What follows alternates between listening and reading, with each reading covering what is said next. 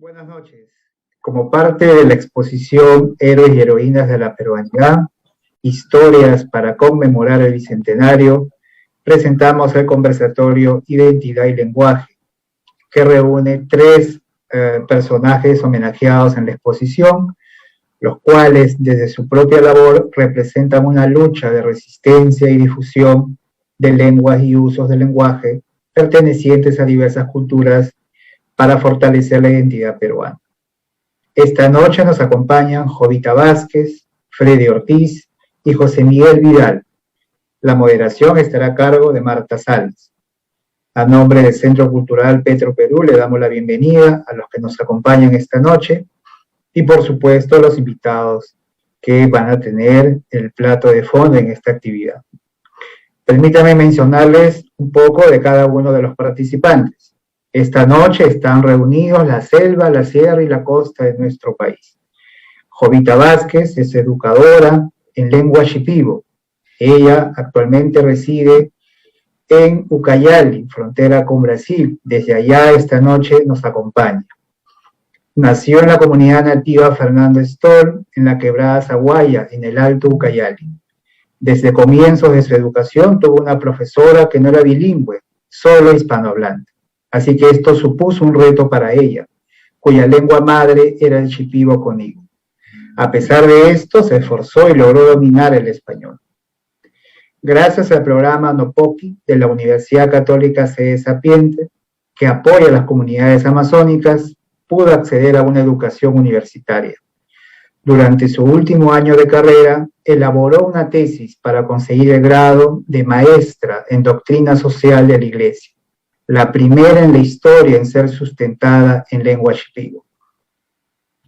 Gracias a los conocimientos adquiridos, Jovita pudo brindar a los niños de su comunidad una educación bilingüe que mejora su aprendizaje y la calidad de la enseñanza que reciben. Por su labor de lucha por el shipibo conigo, forma parte en homenaje en la exposición Héroes y Heroínas de la Peruanidad.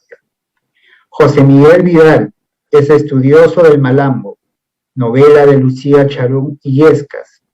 Él nos acompaña esta noche desde Lima. Él es licenciado en Literatura Hispánica y magíster en Antropología Visual por la Pontificia Universidad Católica del Perú.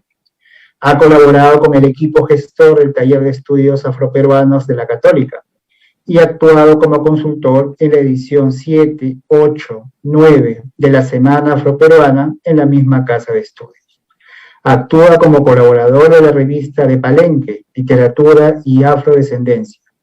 Además, ha sido facilitador de talleres de capacitación en historia afrodiaspórica y racismo para la Asociación de Jóvenes Líderes Afrodescendientes y Shanti Perú. Él es un investigador que ha estudiado la obra Malambo de Lucía Charún Illescas, escritora afroperuana, a quien rendimos homenaje también en la exposición Héroes y Heroínas de la Peruanidad. También nos acompaña Freddy Ortiz. Él nos acompaña esta noche desde Apurímac. Él es cantante de rock en quechua, vocalista del grupo Ushpa. Este grupo es legendario grupo de rock, blues, fusión con huayno, arawis, guaylas, danza de tijeras y más géneros andinos en expresión quechua. Tiene más de 25 años en la escena musical. Freddy Ortiz es policía retirado y es vocalista y luchó contra el terrorismo en los terribles años 80. Por esta razón es que escogieron el vocablo quechua Ushpa, que significa cenizas, como nombre de su banda. Pues cenizas es lo que queda después de una guerra, ha explicado Freddy. El guitarrista y director musical de la banda, Marcos Maicel, señala: nosotros no rockeamos el ande, andinizamos el rock. Es una bella frase. Y es cierto, su propuesta es una apropiación genuina del género a través de la cosmovisión andina. Ushpa intenta crear conciencia en las nuevas generaciones acerca del pasado y presente andino y el idioma quechua como lengua viva, durante centenares de años proscrita. Por eso, una de sus labores es la de rescatar temas de chakra huaynos, como Corazón Contento y Chachas Chay, o fusionar rock blues con danza de tijeras para incidir en nuestra condición de país pluricultural. Al ser un artista que ha transformado la escena musical peruana, ha llevado el idioma quechua a todo el país. Es que rendimos también esta noche un homenaje como parte de la exposición Héroes y Heroínas de la Peruanidad. Finalmente, nos acompaña esta noche desde Arequipa Marta Salas, quien va a estar a cargo de la moderación de esta actividad. Ella es bachiller en Literatura y Lingüística por la Universidad Nacional de San Agustín. Es ganadora de los 12 Juegos Florales Universitarios UNSA del 2020 en la categoría Cuento. Es encargada del estudio introductorio a la reedición de la novela Zarela de Leonora Espinosa, titulado Un siglo de silencio, Leonora Espinosa de Menéndez y la narrativa escrita por mujeres en Arequipa durante la primera mitad del siglo XX. Bien, entonces estamos reunidos esta noche con héroes y heroínas como parte de esta exposición del mismo nombre, y estamos a nombre del Centro Cultural Petro Perú muy complacidos, honrados de tenerlos, y le damos la más cordial bienvenida. Entonces ahora le doy pase a Marta para que inicie este conversatorio. Muchas gracias. Bien, muchas gracias Freddy por la presentación. Le doy las gracias también a Petro Perú por permitirnos celebrar esta noche este conversatorio tan importante y por también facilitar este libro que recoge historias y personas que han sido centrales en la formación de la identidad peruana durante estos 200 años de independencia del Perú. Bueno, como ya se ha mencionado, hoy día estamos reunidos aquí para conversar sobre el lenguaje y la identidad en el marco de la exposición del libro Héroes y Heroínas de la Peruanidad. Esta noche, como ya lo ha mencionado Freddy, contamos con la participación de José Miguel Vidal, Freddy Ortiz y Jovita Vázquez, que nos van a comentar un poco sobre su experiencia en el trabajo con la palabra y cómo esta ayuda a la formación de la identidad en el Perú. ¿No? En este sentido, comenzamos con la primera ronda de participaciones, en la que cada uno de nuestros tres acompañantes nos va a contar su experiencia desde su trabajo con la palabra a nivel estético y a nivel conceptual. ¿No? Vamos a comenzar con la participación de José Miguel Vidal. Ok, sí. Quiero agradecer en primer lugar al Centro Cultural Petro Perú, a Aldo por el pase, a Marta por la moderación y saludar nuevamente a la maestra Jovita Vázquez y al maestro Freddy Ortiz. Y saludo pues este bonito e importante proyecto que hace Petro Perú, que viene haciendo desde la publicación de Héroes y Heroínas de la Peruanidad. A mí me ha tocado hablar de una novelista afroperuana, de la primera novelista afroperuana, cuyo nombre es Lucía Charún Illescas, ¿no? Y esta mujer, que ahora radica fuera del país, pero que nació en el distrito de Lince, en la ciudad de Lima, y que como mujer afroperuana tuvo que, pues, enfrentar todo el peso del racismo y la discriminación, ¿no? Digamos de manera doble, duplicada, uno por ser la discriminación por ser afroperuana y la otra por ser mujer, ¿no? Tiene el gran mérito, como decía, de ser la primera mujer afroperuana en publicar una novela, y eso es un gran mérito, y quiero empezar con eso, porque existe, así como también existe en otros sectores y en otros pueblos que conforman el país, una exclusión histórica de las voces que no son las voces del canon, ¿no? Existe una marginación histórica de las voces de los distintos pueblos del Perú, entre ellos el afroperuano. ¿Una exclusión de qué? Pues una exclusión de la cultura letrada, ¿no? Y por tanto una exclusión de la literatura. Tuvo que llegar el siglo XXI, ¿no? Y Lucía Charún Illescas para que una mujer afroperuana ingrese en el escenario literario, ¿no? Y Y esto es bien importante porque si bien es cierto, existe una amplia tradición oral, ¿no?, de relatos orales afrodescendientes en el Perú, ¿no?, que es una característica de los relatos de matriz africana, ¿no?, esta característica de la oralidad. Lucía Charún Illescas logra llevar esto a la escritura, ¿no? Entonces ella es muy consciente de esta tradición, de este carácter oral, ¿no?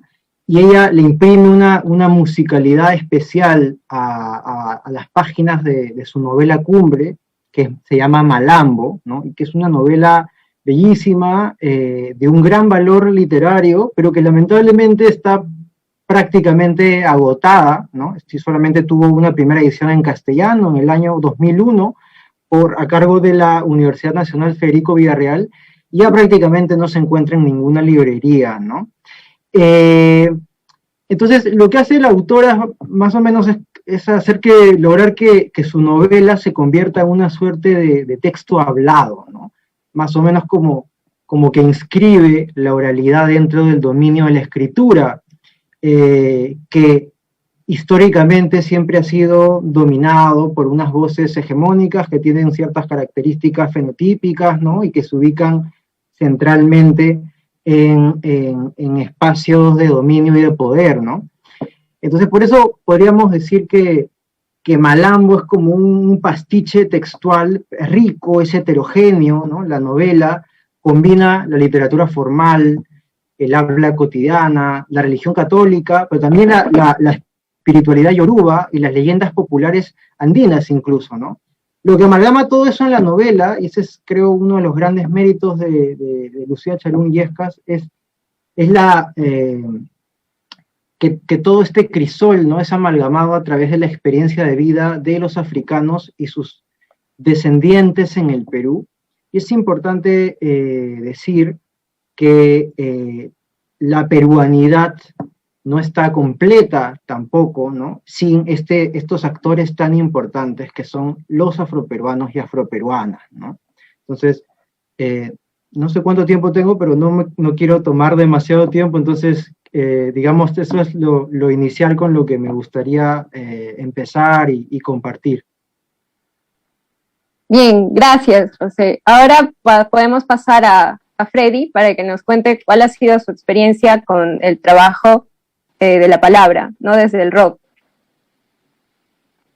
Hola, buenas noches a todos. Bueno, con relación al arte que yo hago, puedo decir que el arte es la base para todo, ¿no? Si los seres humanos somos por naturaleza artistas, entonces el origen del arte comienza con el origen de la humanidad.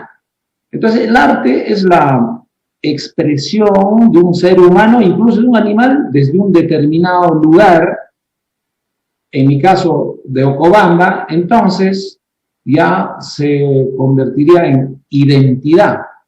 Entonces, yo, desde mi lugar, quiero hacerles conocer mediante mi arte lo que quiero decir. En mi arte,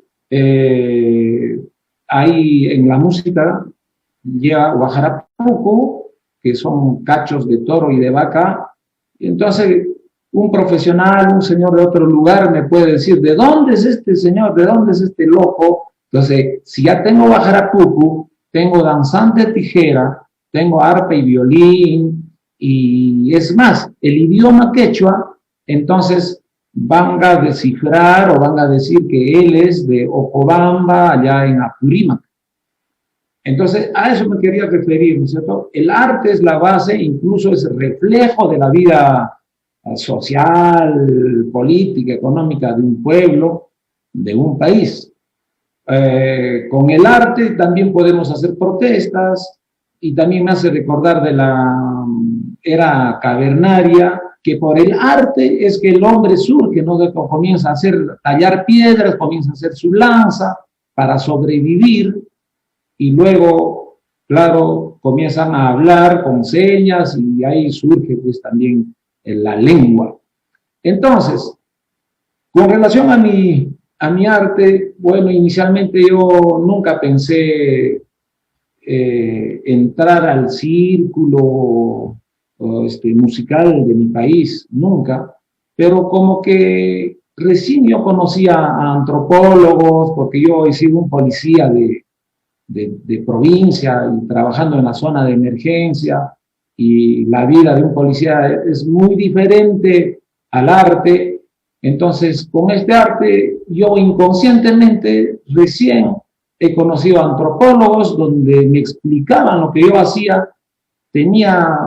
era muy importante. Entonces, por el lado antropológico y por el lado musical de amigos rockeros que me decían que está bacán, sigue, está buena la música, entonces he seguido tratando de redondear o de fusionar o mezclar el Ande con el Occidente. Entonces, yo podía hacer música mezclando estos géneros del buen rock, porque también existe mal rock, y del buen folclore. También existen unos buenitos malos, ¿no? Como en todo, siempre hay bueno y malo. En el rock, los mejores exponentes del rock del planeta, como Zeppelin, empezando nomás de los Beatles, los Rolling, y de los blueseros más antiguos como un poquito ya después, como Hendrix, Joplin, Mayall y tantos que conozco porque soy un buen escuchador, se asemejaban estas melodías a unos géneros del Ande, de mi tierra, como son jarauis, ayataquis, puntines, caramuzas, huaylías. El huaylías es un género muy hermoso. Normalmente en el Perú conocemos el huayno, pero eso no es todo. Hay muchos géneros, hay negrillos, la danza de tijeras también, ¿no? La danza de tijeras tiene una hermosa música, pero también la danza muy, muy de protesta, contestatario a la cultura española que ya todos conocemos, ¿no es cierto? Entonces he tratado de mezclar esos géneros y bueno, todavía sigo en proceso para poder redondear aún mejor estos dos géneros, entre el blues y entre el jaraui, por ejemplo, porque el jaraui es muy parecido al blues, incluso pertenecen a dos clases sociales marginadas. El blues pertenece pues, a lo que ya ustedes conocen, a los esclavos, y que después de tanto trabajo, en las nochecitas se iban a cantar casi llorando, casi llorando. Y el jaraui es exactamente igual. En el jaraui, ahora ya se está, bueno, casi ya no hay jaraui, sería bueno también recoger estas costumbres. Pero el jaraui cantan, después de tanto trabajo, todos los campesinos cantan casi llorando. Es igual, pertenecen a dos clases sociales marginadas también. Entonces, como el jaraui y el blues, también hay huaylías y el rock psicodélico, progresivo, alternativo, el rock pesado. Cada uno de esos géneros también tiene otro género que se parece en los Andes. Gracias a que yo he sido un buen escuchador, me ha gustado escuchar desde jovencito, tal vez desde los casi 15, 16 años, porque yo vivía en Ocobamba, y de Ocobamba para irse a estudiar a Andahuaylas, ya donde había luz eléctrica, había cine, entonces ahí conocí recién el blues por primera vez. Entonces se parecían a algunos géneros de mi pueblo, incluso yo pensaba que cuando he escuchado, por ejemplo, hay un grupo a los finales de los 60, que se llamaba Faces, donde cantaba el famoso Rod Stewart, que estaba con Jeff Beck, el segundo guitarrista del actual los Rolling Stones, se llama Rube Wood. Él, con todos esos locos que tenían el mismo peinado, cantaban blues parecido a un jaraui. Entonces yo incluso pensaba que estos ingleses habían copiado de mi pueblo, porque era muy parecido. Entonces, de por ahí que empieza mi gusto por los géneros del buen rock y blues, hard rock. El hard rock es el rock dulce con punteos de guitarra, con la música de mi pueblo. Hay que añadir a todo esto el el idioma, pues, ¿no? El quechua. El quechua es un idioma tan dulce y expresivo que en realidad no tiene una traducción exacta, no tiene, porque yo también soy traductor. Tengo que escenificar, tengo que teatralizar el acto para poder traducir, porque no tiene una traducción exacta. Por eso nosotros entre quechua hablantes decimos, piensa en quechua, porque pensar en quechua es muy diferente a pensar en español, es diferente. Y es así. Bueno, básicamente esas son lo que quería decirles, y los parentescos entre géneros de música y la utilización del idioma quechua. Todo eso ya iremos ya conversando y preguntándonos. Bueno, hasta el momento, bueno, puedo decirles eso hasta el momento. Sí, muchas gracias, Freddy. Estoy segura que a medida que vaya avanzando la conversación vamos a poder profundizar en algunos aspectos. Y bueno, ahora tenemos la participación de Jovita Vázquez, que también nos va a contar su experiencia con el trabajo, ¿no? Desde la lengua. Muchas gracias, Marta. Buenas noches con todos, a todos los que nos están siguiendo por las redes sociales.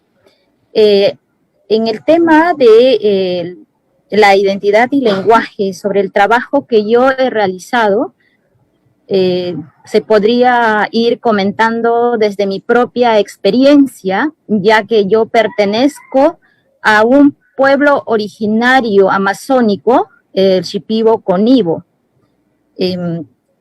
¿no? Sobre el tema del lenguaje. Quiero empezar con esto, ¿no? El lenguaje es la realidad inmediata del pensamiento, donde los seres humanos expresan, ¿no? Expresan el sentir, manifiestan el sentir, el pensamiento, el modo de vida, de dar a conocer a otras culturas en este caso. Desde siempre, el ser humano ha tenido la necesidad de decirse algo, ¿no? Unos a otros. Entonces, es muy importante hablar en nuestro contexto peruano, teniendo en cuenta las diversas culturas que existe, mayormente lo tenemos en la Amazonía peruana, con 55 pueblos originarios, 48 lenguas originarias, con 19 familias lingüísticas. Durante el proceso, ¿no? Ahora que ya estamos pues cumpliendo los 200 años, según la ley que salió, la ley 29735, nos indica que la definición de las lenguas originarias se entiende por lenguas originarias del Perú a todas aquellas que son anteriores a la difusión del idioma español, y que se debe preservar y emplear en el ámbito del territorio nacional. Entonces, en este aspecto, teniendo en cuenta que ya tenemos leyes que nos ampara en cuanto a nuestras lenguas originarias, pasando ya desde mi propia experiencia de haber tenido maestros y maestras que no dominaban mi lengua materna, en este caso el Shipibo Conibo, tenido una experiencia tal vez como muchos de los estudiantes, de los niños y niñas de nuestras comunidades de diferentes pueblos originarios, que sucede también de tener una maestra o un maestro que no domina la lengua. Es una experiencia tal vez única que nosotros pasamos, pero eso no es un problema para ir aprendiendo la segunda lengua, que en este caso vendría a ser pues el castellano.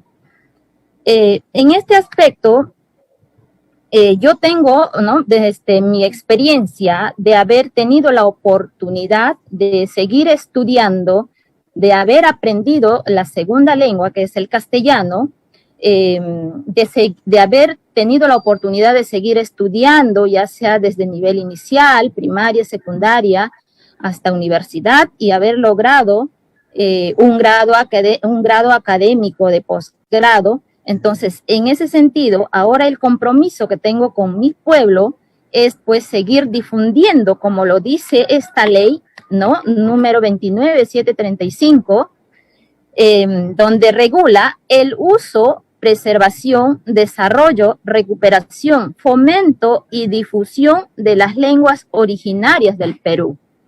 En este aspecto también, en este marco de todo lo que estamos, ¿no? Tratando de difundir estas lenguas que tal vez en algún momento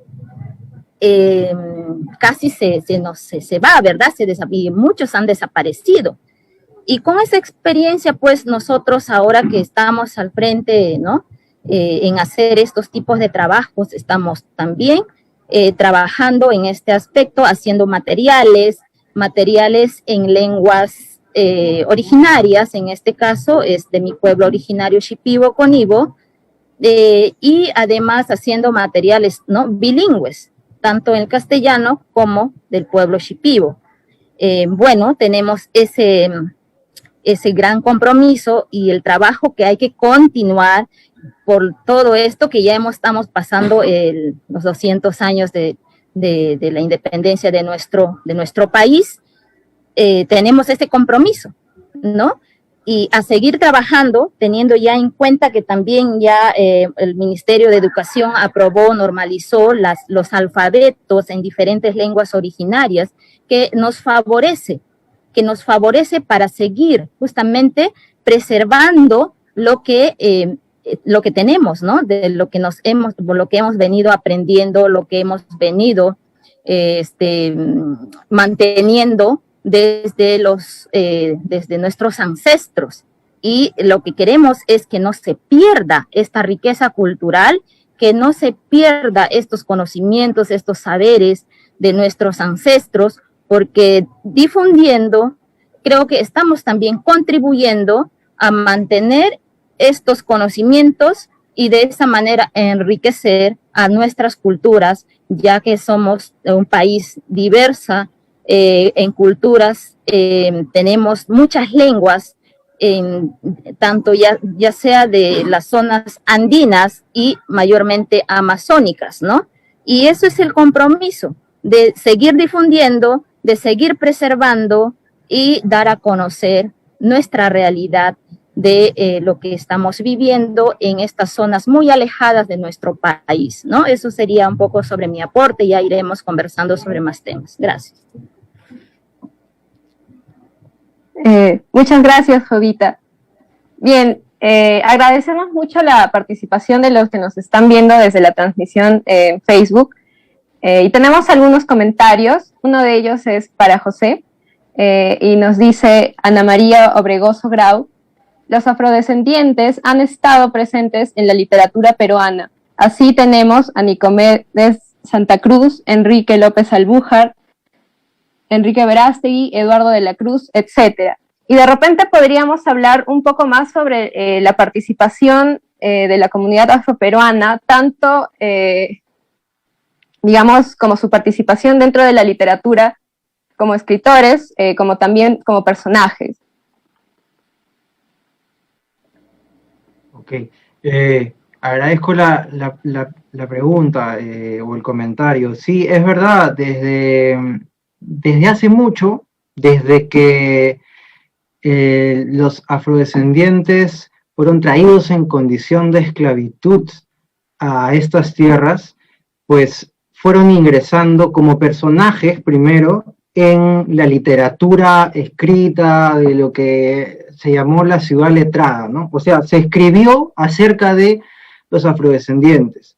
Pero esa forma de escribir sobre los afrodescendientes fue a lo largo de la historia desde una mirada ajena, de una mirada exógena, desde la mirada del colonizador, desde la mirada de los conquistadores, de los cronistas, ¿no? Con el tiempo desde la mirada de los clérigos letrados, ¿no? Y entonces, si bien es cierto, desde tempranas épocas de la era colonial, ¿no?, se empezó a escribir acerca de los afrodescendientes, se empezó a hacer de una manera exotizante, ¿no? Se empezó a hacer desde estereotipos que con el pasar de los años y de los siglos configuraron prejuicios raciales, ¿no? Se empezó a utilizar un lenguaje zoológico, ¿no?, animalizante. Ahora, es cierto que hay casos desde temprano también, por ejemplo, desde el siglo XVII, donde aparecen voces afrodescendientes. En ese tiempo no existía la palabra afrodescendiente, es un término en realidad del siglo XXI, ¿no? Que pudieron de alguna manera en esta situación de opresión y siendo totalmente marginados y excluidos de lo letrado, porque algo bien importante que hay que decir es que y lo conocen los compañeros también que me acompañan en esta conversación, es que el castellano se impone como la lengua oficial, ¿no? Y a pesar de que se diga de la boca para afuera, ¿no?, que se valoran las lenguas originarias, tanto las andinas como las amazónicas, la realidad es bien diferente, ¿no? La realidad es bien diferente dentro de los distintos aparatos del Estado y dentro del sistema educativo también. Pero en el caso de los afrodescendientes ocurre algo bien particular y bastante traumático, y es que los ancestros afrodescendientes fueron despojados de sus lenguas originarias y fueron desapareciendo las lenguas originarias africanas, ¿no es cierto? Fue imponiéndose la lengua castellana y además se empezó a producir un sincretismo, y esto es bien importante, afro y andino.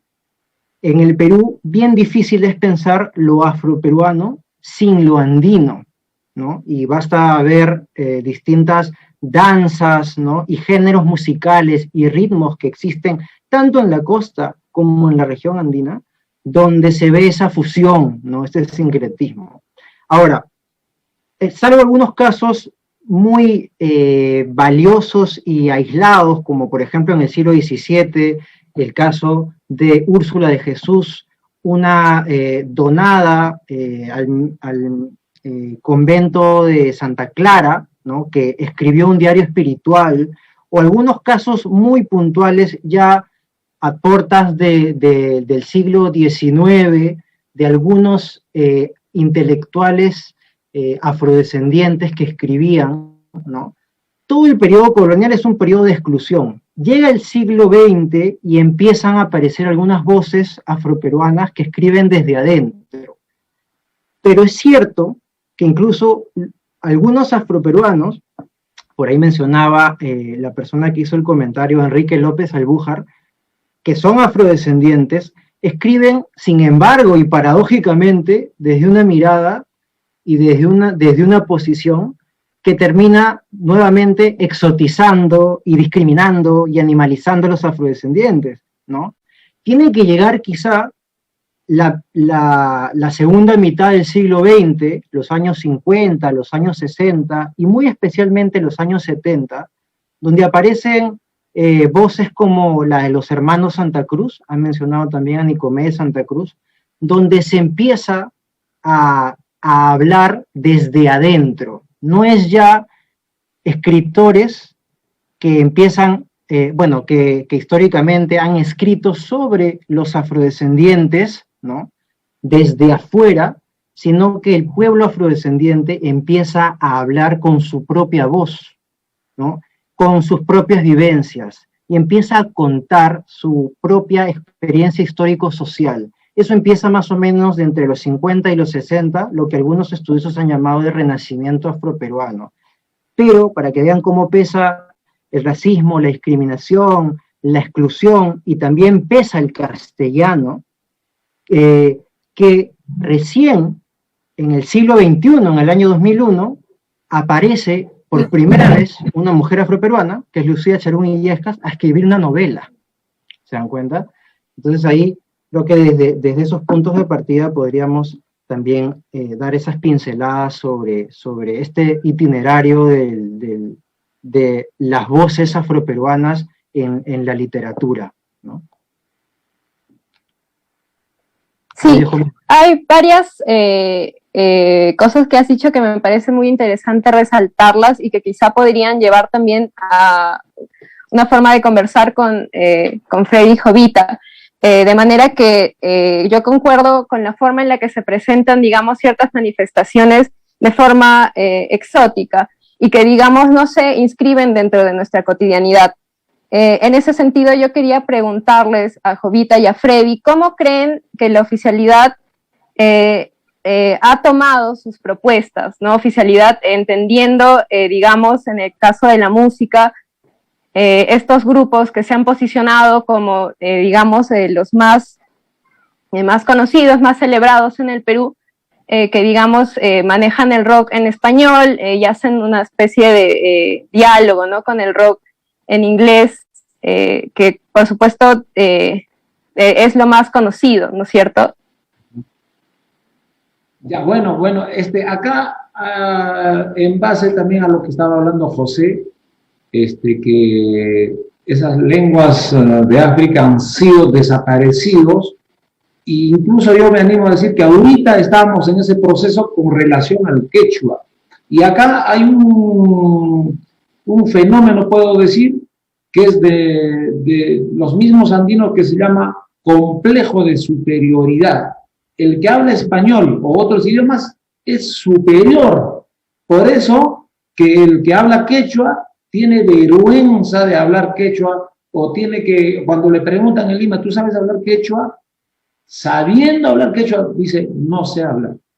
Entonces, ese complejo de superioridad también es otro fenómeno. Entonces, en la música, el que hace rock en español, obviamente va a ser superior al que hace rock en otros idiomas originarios. Me ha pasado esto es como marginación. O sea, hay un evento muy grande, que no voy a decir el nombre, muy grande en Lima, que hacían todos los años antes de la pandemia. Entonces venían grupos de varios sitios fuera del Perú, y del Perú los más famositos, y también nosotros hemos participado ahí. El concierto empezaba a las 10 de la mañana y terminaba a las 4 de la mañana del día siguiente. Entonces, los mejores horarios para tocar, claro, son a partir de las 4:30, 5 de la tarde, hasta las 10 de la noche, porque ahí están las luces y mucha gente y todo. Entonces, ¿a quién le van a poner, a qué grupo le van a poner a las 10 de la mañana donde todavía no hay público? Bueno, escogerá, entonces pone a un grupo que canta en quechua. En la televisión hay también noticiero en quechua. ¿A qué hora vamos a poner el noticiero en quechua? A las 4:30 de la mañana, ¿ya? Entonces, eso es justamente lo que estamos hablando. El idioma así se va aceleradamente, siempre he dicho, tiende pues a desaparecer. Yo tengo una hija. Mi hija habla inglés, y bueno, a ella le ha gustado idiomas, habla inglés y francés y español obviamente, pero quechua casi no habla muy poquito. Entonces yo le llamo la atención, ¿por qué quechua no hablas? Si hablas 2, 3 idiomas, quechua también normal puedes hablar. No, ya casi no habla, pero siempre me dice, voy a aprender, pero no aprende.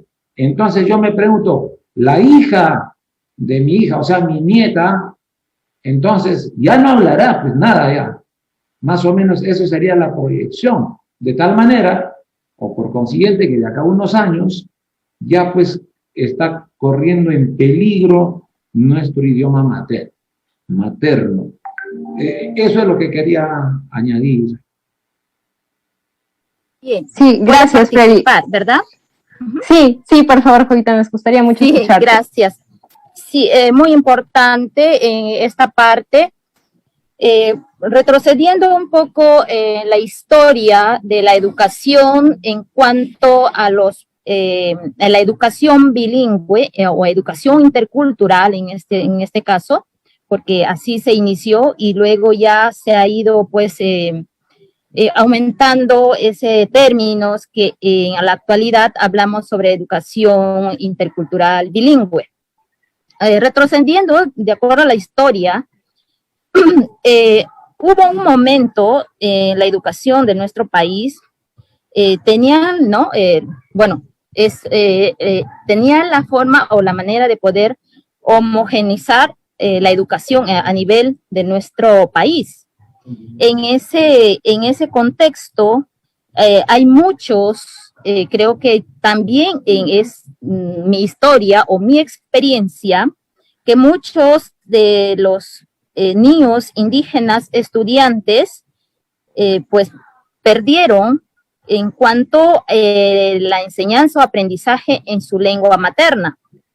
Eso es también mi caso, por eso es que yo no he tenido la oportunidad de poder estudiar desde los niveles básicos en cuanto la enseñanza no ha sido en mi lengua materna. Pero hay que ver también por el lado positivo, que también ha ayudado a que nosotros pues nos insertemos, ¿no? a la sociedad, a la lengua mayoritaria, que es el castellano. También hay algo negativo, que en ese proceso, comentaba anteriormente, se han perdido muchas culturas, muchas lenguas. Al perder la lengua, estamos perdiendo la riqueza cultural. Muchas veces por la discriminación que uno sufre cuando sale a las ciudades, ¿verdad? A otros lugares. Como comentaba el compañero, ¿no? La misma situación que uno vive por lo que te excluyen de muchas cosas, entonces uno de vergüenza va a tener que decir que no sabe o que no pertenece a un pueblo originario, y de esa manera ha ido perdiéndose muchas poblaciones o otros pueblos originarios. Pero hay que ir rescatando también lo positivo, que en ese transcurso, en ese paso, también es muy importante señalar aquí la lucha y resistencia de los pueblos, los representantes de los pueblos originarios, ha hecho que también muchos ahora, ¿no? Como vemos, 55 pueblos originarios, pues sigan manteniéndose, ¿no?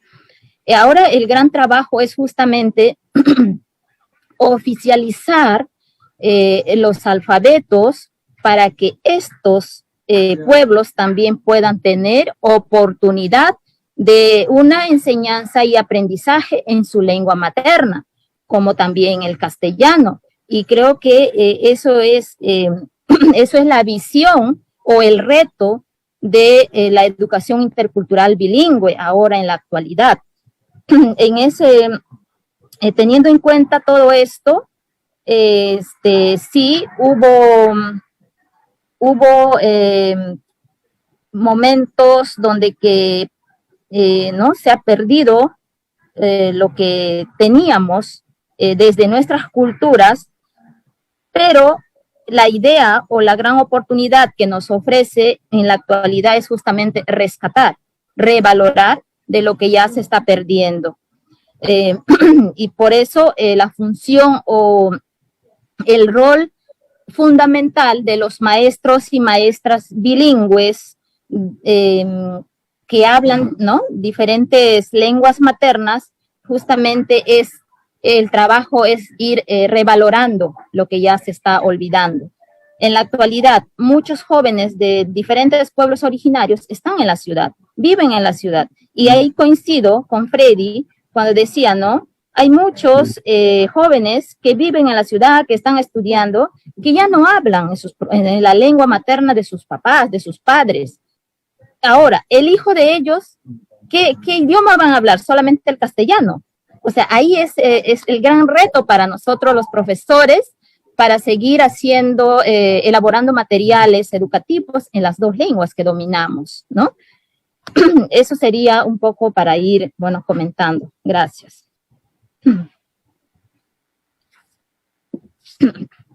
Muchas gracias, Jovita. En este sentido, a mí me gustaría hacerles una pregunta que ya va más para el otro lado, ¿no? ¿Cómo han recibido sus propuestas sus comunidades, ¿no? Por ejemplo, en el caso de Jovita, ¿cómo se ha recibido su propuesta desde la educación en la comunidad Shipibo-Conibo, ¿no? O cómo se ha recibido la propuesta de Freddy del rock en quechua dentro de la comunidad quechua hablante? Ya, bueno, en los Andes todavía existe el paradigma. El paradigma es el molde que está dentro de la cabeza y ahí se ha quedado. Entonces, hace un año aproximadamente hubo un congreso de folcloristas del sur del Perú y por primera vez me invitaron a uno del género de fusión que sería rock y wine, ¿no? En mi caso. Entonces yo hablé sobre el paradigma y al toque nomás casi me botan. Me dijeron, no, que estás loco. Entonces, se ha quedado, o sea, las canciones de los Andes se ha quedado en los años 50. Hasta ahorita hay cantantes que cantan esas canciones, que las mismas, y siguen siendo así populares, pero con esa canción. Entonces, de tal manera, a tu pregunta, estos géneros, nuevos géneros, ya no por su propio peso que llega pues, a nosotros, porque ya estamos pues, en el 2021, entonces nosotros hacemos ya música un poco más moderna, para ellos no está bien. No está bien para muchos de ellos. Entonces, en este congreso que hubo cientos de personas, para nadie casi estaba bien la música que hacemos, con la fusión. Porque además, como Aldo ha leído ahí que el guitarrista dice, no rockeamos al ande, sino andinizamos el occidente. O sea, estamos también participando también para que los occidentales vengan pues, a nuestro país, ¿no es cierto? Entonces, todos esos fenómenos, todos esos actos modernos que fusionamos no es casi bienvenido en los Andes. Hay también este fenómeno de que justo acá en la sierra, entre nosotros nos choleamos, o sea, los serranos serranean al que vive más adentro, marginando su cultura, su raza, música, toda su cultura. Es así, acá en los Andes es así. Eso también quería aportar, porque eso es verdad. Eso no se puede ocultar, porque siempre en el Perú la historia sigue, pasa el tiempo y siempre paramos maquillando la historia de tal manera que seguimos igual y nunca salimos de esto. Eso quería decir también. Sí, en cuanto a la propuesta desde el sector educativo, no es muy, bueno, no es, ¿cómo se podría decir? En tiempos pasados o la década pasada, que muchos pueblos originarios, muchos padres de familia en algunas comunidades no aceptaban que un maestro o una maestra de su propia cultura enseñe a sus hijos, ¿no?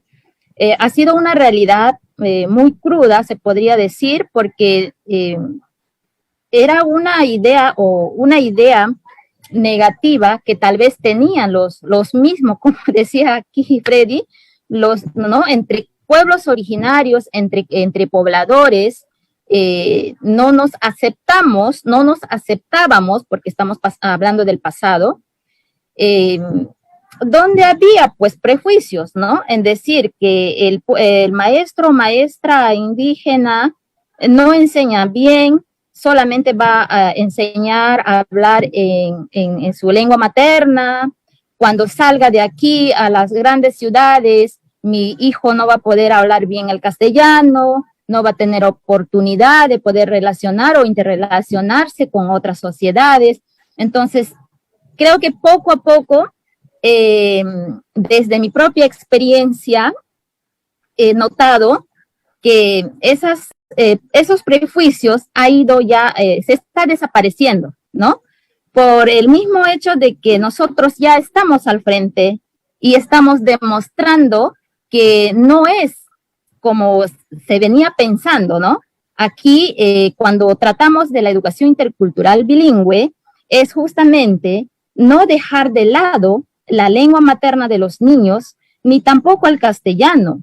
Lo que queremos, y la propuesta desde el Ministerio de Educación con la dirección de la DIGE Ibira, es justamente eso. El mismo Ministerio de Educación propone, y analizando nosotros ya como pertenecemos o perteneciente a los diferentes pueblos originarios, nos damos cuenta que sí, o sea, nos puede ayudar estas propuestas, ¿no?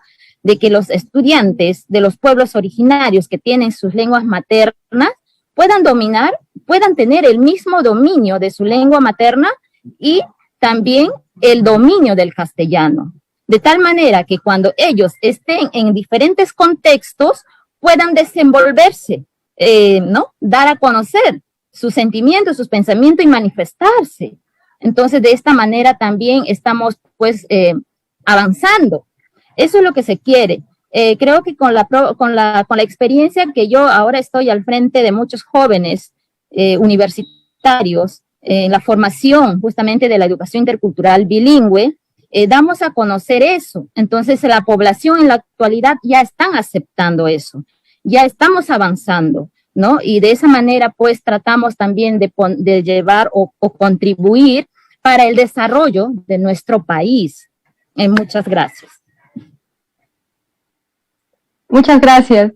La misma pregunta se la quería hacer a José, y digamos ya hablando desde la literatura, que es también mi campo. Quería saber cuál ha sido la recepción de la novela de Lucía Charún, tomando en cuenta dos aspectos muy importantes, ¿no? Que estamos hablando de una novelista mujer y que además es afrodescendiente, y tomando en cuenta toda la historia del canon literario peruano, nos encontramos con esta doble marginalidad que en el momento en el que se publican estas novelas es muy problemática, ¿no? Que también ha pasado con varias novelistas peruanas que, digamos, nunca han sido parte del canon porque han tenido esta resistencia, digamos, de la literatura hegemónica, que se resistía a incluir a las mujeres dentro del canon, ¿no? Ya descartando sus propuestas a nivel estético, a nivel temático, por el simple hecho del género, ¿no? Entonces, a mí me gustaría saber cuál ha sido la recepción que ha tenido esta novela cuando estamos hablando, ¿no?, de crítica ya literaria en el Perú. Agradezco la pregunta. Pues sí, o sea, como señalas, ya el hecho de ser mujer y de ser mujer escritora en el Perú te enfrenta a varias barreras, ¿no? Que tienes que sortear y a las cuales tienes que enfrentarte. Y en el caso de Lucía Charún Illescas, siendo ella la primera novelista afroperuana, vive pues esta doble exclusión que mencionabas, porque es una exclusión por género, pero además es una exclusión racial, ¿no? O étnico-racial.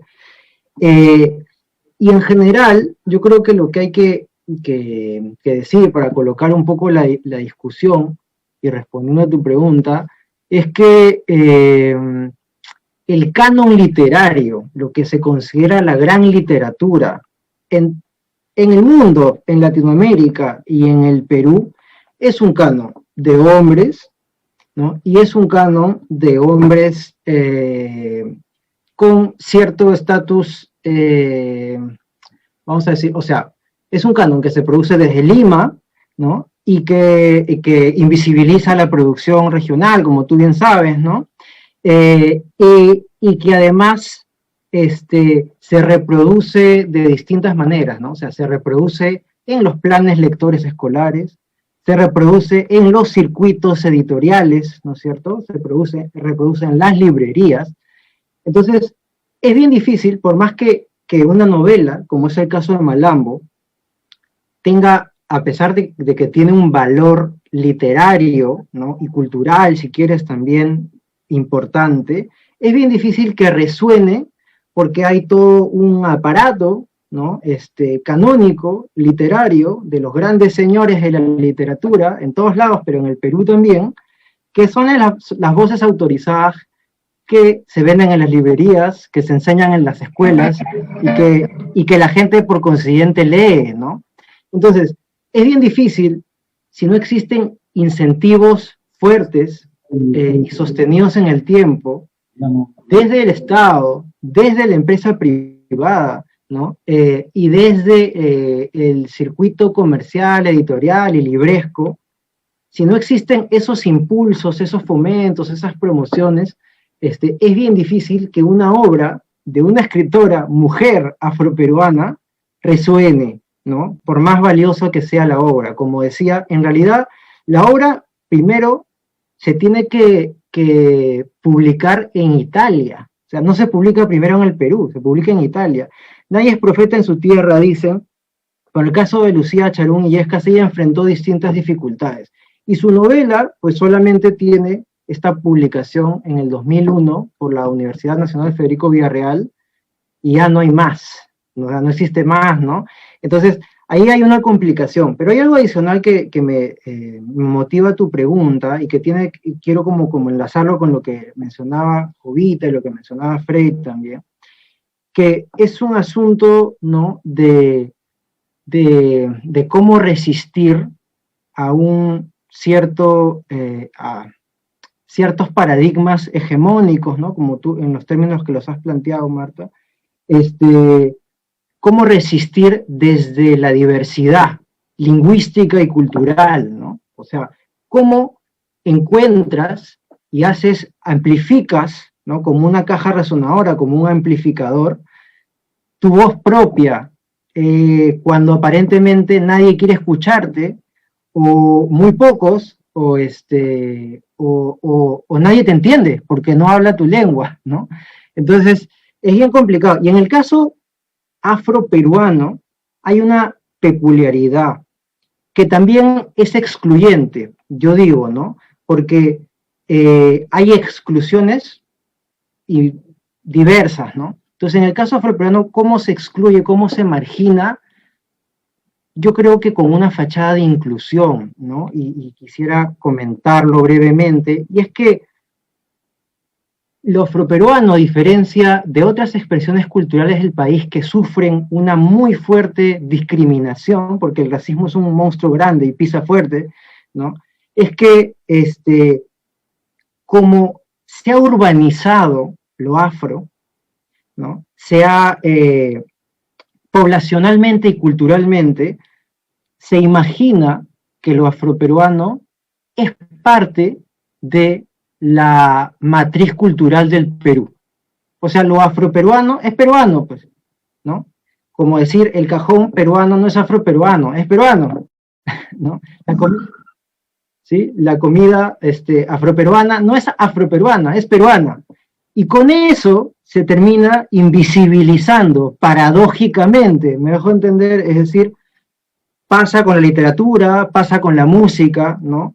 Que aunque parece ser que lo que hace el mestizaje es benéfico al fin y al cabo, porque dice, es que es nuestro, porque es de todos, al final no es de nadie, y se termina no nombrando a los agentes culturales que producen esos artefactos artísticos, que hablan esas lenguas, que producen esos relatos, y se termina diciendo que es de todos.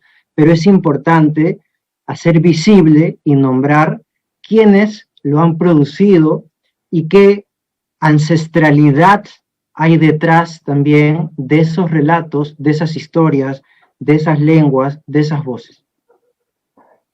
Muchas gracias, José. Muchas gracias, Freddy. Muchas gracias, Jovita. Creo que ha sido una conversación muy fructífera, de la que todos hemos podido aprender, bueno, muchas cosas. A mí me gustaría darles las gracias de nuevo por toda la información que nos han dado, esta conversación que ha estado genial, y también rescatar algunas ideas, ¿no? La idea de que nosotros estamos constantemente construyendo esta identidad, y que es importante rescatar estos puntos que hemos tratado esta noche, ¿no? Como el lenguaje también nos ayuda a conectarnos con nosotros, ¿no? Con toda esta diversidad que existe en el país, y cómo se manifiesta en distintos ámbitos, ¿no? Hemos tenido digamos, la valiosa participación de Freddy, enseñándonos cómo es que la identidad también se construye desde la música, la participación de Jovita, con cómo es que este ente tan importante que es la educación nos da pie también a ver, digamos, toda la diversidad que existe y cómo tenemos que entenderla, cómo tenemos que ir construyéndola de a pocos, y también cómo desde la literatura es un medio que, digamos, nos permite construir también y exponer cómo se construye esta identidad desde los distintos grupos, que aunque no son mencionados siempre en el canon, que no son mencionados siempre, digamos, en los textos del colegio, están presentes ahí y son importantes rescatarlos, ¿no? En este sentido, pienso que el trabajo que está haciendo Petroperú con Planeta en la publicación de este libro, Héroes y Heroínas de la Peruanidad, también es una fuente muy importante para que nosotros podamos conocer estas voces que por años hemos pensado que no estaban, pero que tenemos presente siempre. Y ahora me gustaría dar pase a Aldo para que podamos cerrar esta mesa. Gracias a nuestros invitados esta noche. Muy interesantes los comentarios y queda corto de tiempo para seguir conversando, pero agradecemos a cada uno de ustedes que nos han acompañado esta noche. Jovita, Freddy, José, Marta, un saludo desde Lima a cada uno de ustedes, y a los que nos siguen en esta transmisión, invitarlos a que sigan visitando la exposición Héroes y Heroínas de la Peruanidad en este mismo canal de Facebook. Todavía está vigente la exposición, y la próxima semana tenemos una segunda charla dedicada a innovación y a ciencia. Así que seguiremos invitando a héroes y heroínas como parte de esta exposición en el Centro Cultural Petroperú. Muy agradecido, buenas noches.